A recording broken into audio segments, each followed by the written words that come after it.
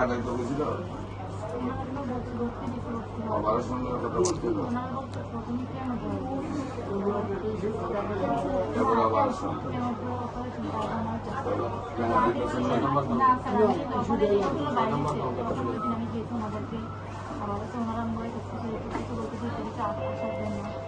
তারপর ওনারা আমি চাইছি এ ধরনের কিছু না করা আমি আপনারা ওই আচ্ছা নিয়মিত 4 মাস রক্ষে ট্রিটমেন্ট মিলাই যাবেন না ইঞ্জেকশন দেবো ইঞ্জেকশনে মিলাই দেবো 4 মাস পরে এখন যেহেতু ভাইরাস আছে এখন ইঞ্জেকশন দেওয়া যাবে যাই মারে ঠিক আছে সেন্টার দেন আছে